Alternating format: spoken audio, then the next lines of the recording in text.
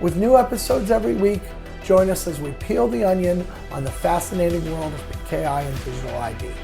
Hello and welcome to Root Causes, the PKI and Security podcast where a pair of industry veterans talk about all matters digital certificates and PKI. I'm Tim Callan, Chief Experience Officer at Sectigo, and I'm here with Jason Sirocco, Senior Fellow at Sectigo. So Jason. Yes, sir. Toronto Sessions Season 2 is going great. Yes. I think in prep for this, you prepared something that sounds like a lot of fun, where you looked at the comparative security philosophies of various technology providers. Yeah, it's meant to be fun. This is not an indictment. It's not even these guys are better than others. It's just let's make a comparison of the underlying thinking of some of these organizations. And I want to land on Microsoft. There's the punchline that I'm going to give you ahead of time. Okay. And if you don't mind, yes, I do have notes that I want to look at. Please. So let's start with Apple. Apple. Okay, so it's got the walled garden, right? That's what kind of characterizes Apple.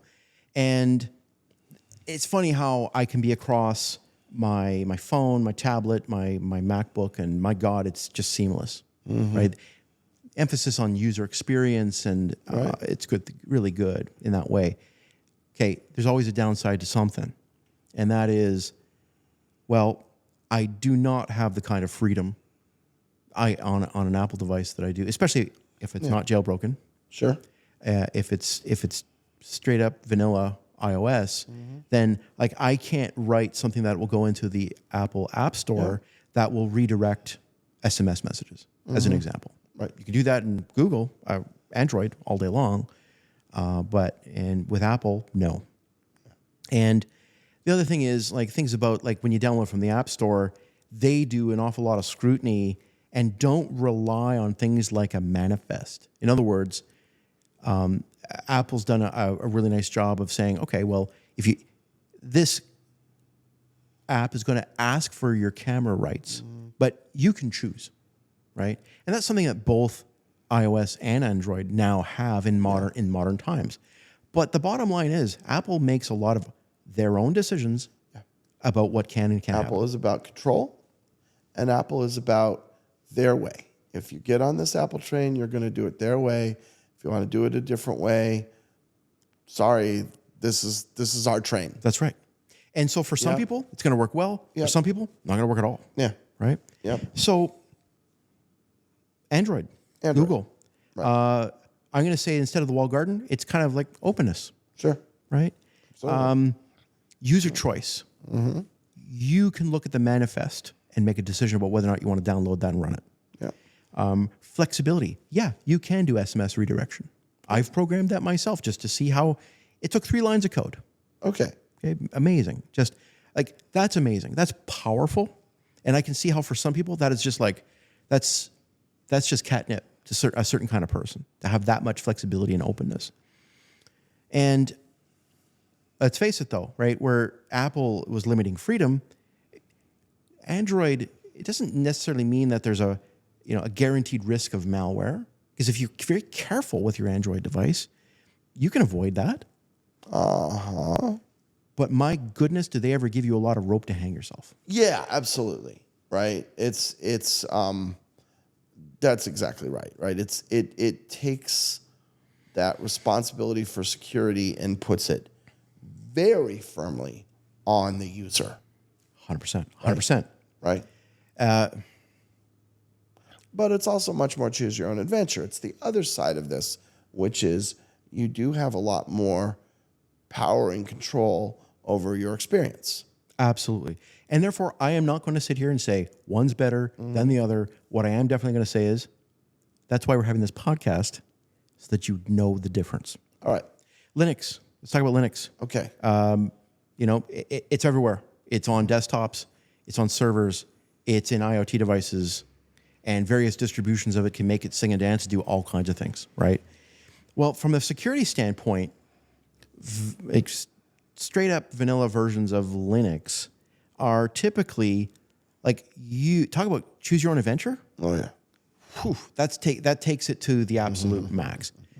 And so not surprising that, Android itself is a Linux-based fork, if you will. Yeah. Linux itself is all about user autonomy, right? And so therefore, the amazing thing about Linux is the transparency, like the ability to enumerate, hey, what has credentials and rights to certain files? Like, my goodness, Linux has that in depth and in spades. And in fact, it can be overwhelming unless you're well trained in Linux to fully understand its security capabilities. Absolutely amazing. But, this user autonomy comes with such a rich customization environment that's perhaps its strength and its weakness, in that unless you really know what you're doing, you could probably never configure it right. If you do know what you're doing, you can probably configure that thing so tight it's truly, truly walled off from the world and super secure. Yeah. It's hard to do though. Like, it takes work, it takes training, it takes know-how. And so what I would say that it's not about, the risk of malware, the risk of, the freedom limiting. It's all the opposite of all those things. I would say that the risk of misconfiguration is a big problem in general Linux distributions. Okay. Let's talk about something that's not necessarily an operating system, but I bet you to the average person kind of acts like an operating system. And that's everything Meta does. Okay. Let's take Meta as a whole. Okay. Yeah. I'm almost trying to imagine where are we going next? Where are we going next? Okay. Meta. Let's go. I'm going... Trust me, this could be a 14-hour podcast, right? and I'm sure I've now made everybody in the world angry. Yeah. I like doing that. Okay. All right, so Meta, security as a service, they make it invisible. Mm-hmm. And I will tell you that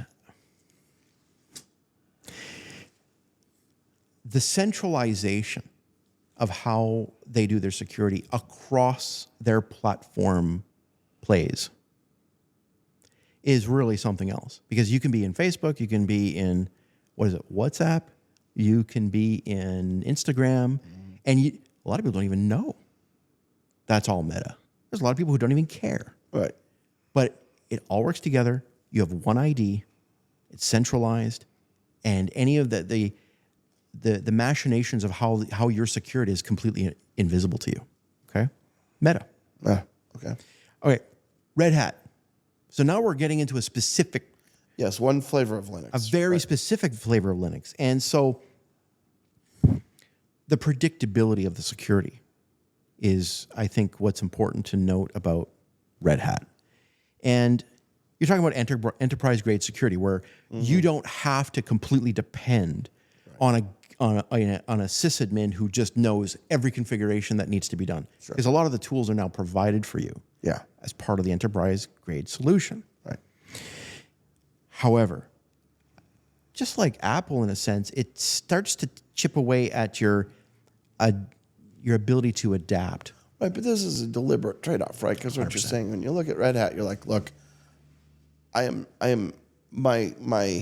mission is not to give the most genius rocket scientist in the room the tool that they can use to invent anything. My mission is to give the IT department something reliable and trustworthy that's going to get them to home plate every day.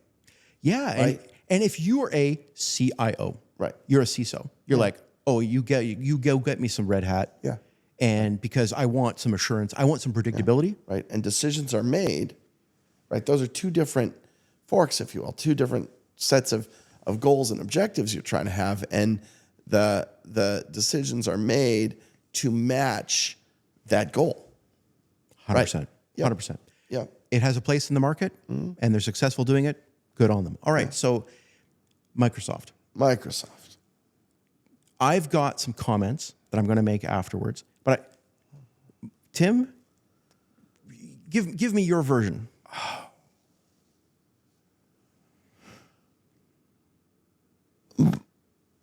Microsoft, well, in a way, Microsoft has a hard job because they have so much, right?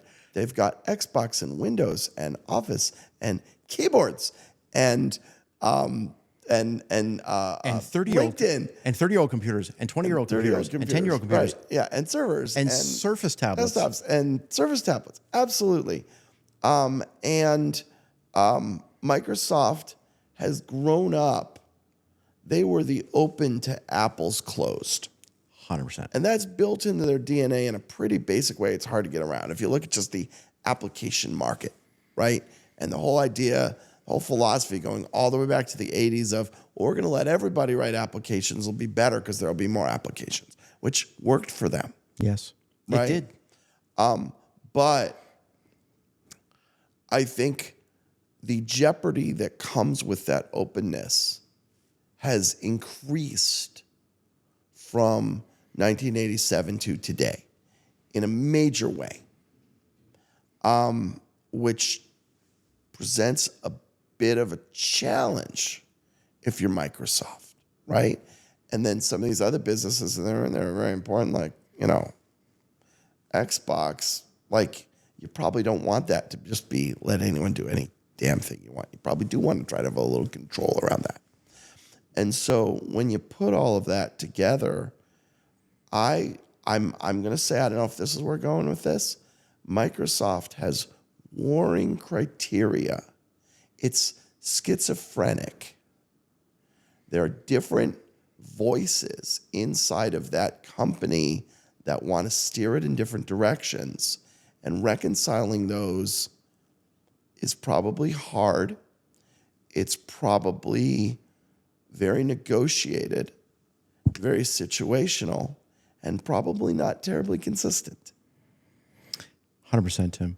So if you're dealing with, let's give it the words. I would say legacy compatibility is what. Absolutely. Like nobody does that like Microsoft. Absolutely. Not even close. Yeah. I would say that one of the biggest benefit you get is enterprise scalability. Like you can run gigantic enterprises off of that thing with old computers, new computers, like every printer ever made. Yep. Amazing. But the attack surface is something else. Oh, yeah. So here's where I want to land. Okay. Thank you for that. That was really, really good. I want to land on this idea, and it's going to come from my notes. So because of that gigantic attack surface, Microsoft has to draw some lines somewhere about what it will protect, what it will write a patch for, what it will immediately remediate. And in fact, they do have a page where they define exactly what they will and will not do. A lot of people don't know about this page.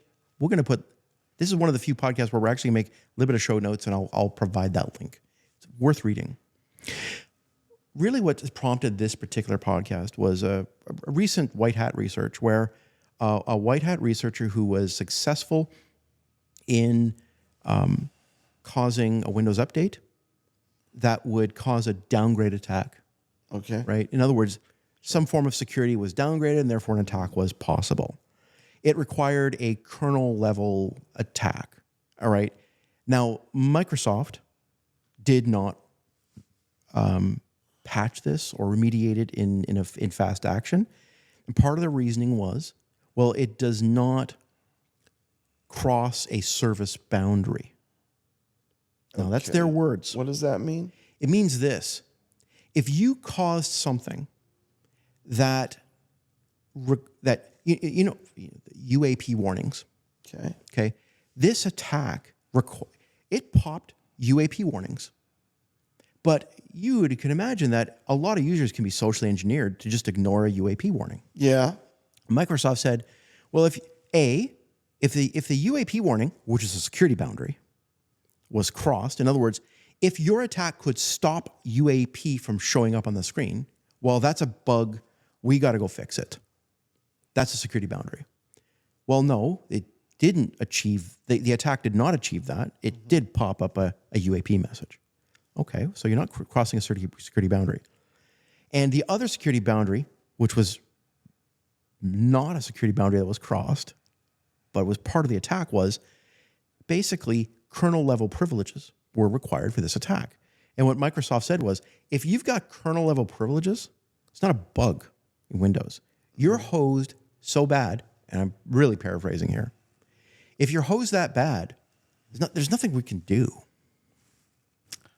I think there's a point to that. There is a point to it. As I said, this is not me bashing Microsoft. Microsoft has to draw the line somewhere, and they do. The mistake people are making, and the reason why this is a podcast, is because I feel too many people who are operating Microsoft Stack think that Microsoft's got your back in every scenario and every So case. they think that Microsoft's philosophy is Apple's philosophy, Right. and it isn't. It's not. And it can't be. Oh, it can't be. I agree. So if you're running Microsoft Stack, educate yourself on what Microsoft defines as a security boundary. Okay. And the things, common types of attacks, where if the bad guy has hosed you bad enough, and you assume Microsoft's gonna, they'll have to patch that, or there's got to be a remediation. No, there isn't, and there won't be. There probably won't be. Look, Pass the Hash has been around forever. Okay, Microsoft just announced, after how many years, at the most recent Microsoft Ignite event, just-in-time administrative credentials could be created out of a secure element. Hallelujah. Because Pass the Hash was all about, well, again, same philosophy. A security boundary really hasn't been crossed, because if your machine's that hosed, what's Microsoft to do? But what Microsoft has done is said, okay, we're going to create a new security boundary, which is, if somebody compromises that account, somehow magically they break into their enclave and where that very, very privileged account is created. Okay, that crosses the security boundary. We'll go fix that. And hallelujah, Microsoft now has that as part of their system. So it's not like, I'm not saying Microsoft will not eventually deal with these long-term types of attacks, and the fact that not everything crosses a security boundary that you might want it to. Microsoft will eventually probably look at everything. They're people just like us, but they had to draw the line somewhere. But you guys often make the mistake in conversation where you trust Microsoft a little too much. Right. You trust a completely wide open system, a system that was designed to be wide open. Yep. And you think it's Fort Knox. Yep. And you're making an error. Okay. That's it. All right. There you go. I like it. Crisp, to the point. Makes sense. Thank Thank you, you, Jim. Jason. This has been Root Causes.